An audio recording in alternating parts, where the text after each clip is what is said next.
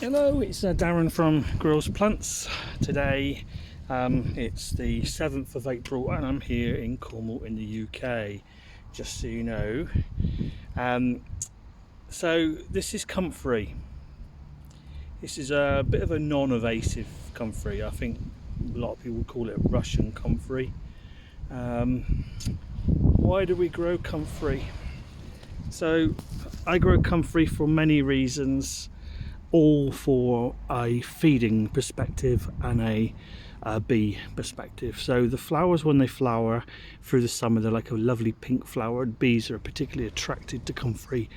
But we grow comfrey also, our main reason would be we use it for a feed. So when you get to July, these will start, end of July, the flowers will start coming to an end. They'll go to seed. I wait for it to go to seed and the seeds to go black, and then what I do is I chop all this growth down to the ground. Now the growth in the summer would probably be, if we just go against the walls to get an idea, there's a comfrey there.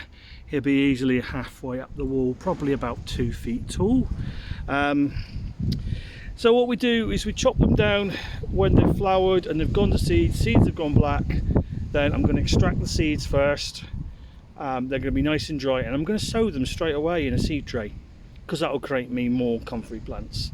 And the rest of the plant, I'm just going to chop it down to the ground, and I'm then going to cram it in a big container that I have, what they call a big drum, and it has a sealed lid on it. I'm going to basically cram as much of the comfrey branches and leaves in that big container, bucket, whatever you want to use.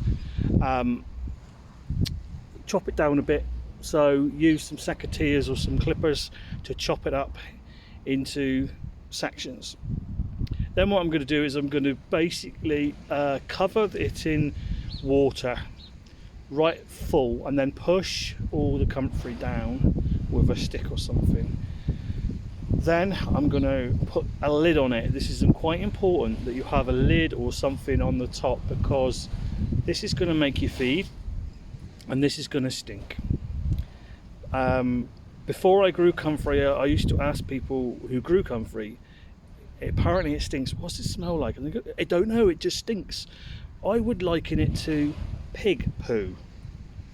Okay, so when you go into a piggery and you get that smell, that's what I think it smells like. So lid on it with the water on top. I'm going to put it somewhere shaded in the garden, and there I'm going to leave it for 2 months. After 2 months, I'm going to take the lid off. It's gonna stink.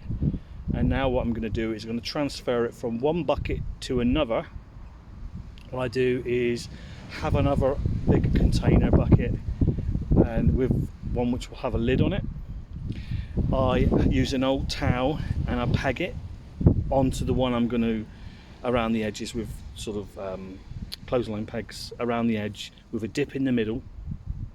And then I'm going to pour the liquid, straining off all the leaves and the branches which have all gone brown and horrible.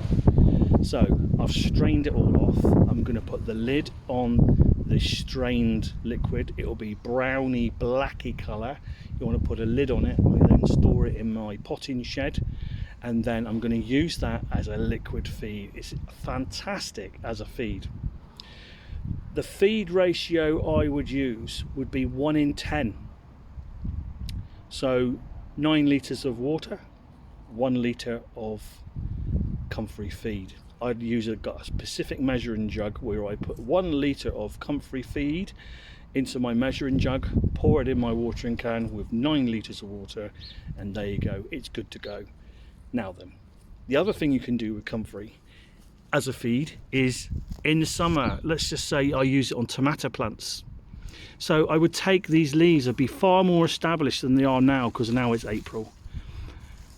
These would be far more established. I would pick some of these leaves off. I would place them around the base of my tomatoes in my greenhouse, my tomato plants. And then as I water my tomato plants, these leaves will biodegrade and they'll rot away, and every time you water, a little bit more of the comfrey goodness will go into the strawberry, not strawberries, what am I talking about? You can use it on strawberries, mine as well. Will go into the tomato roots, wash itself down, and there's another way to use it as a feed. What I would suggest is you don't pick your comfrey in the first year. You need your clump to establish.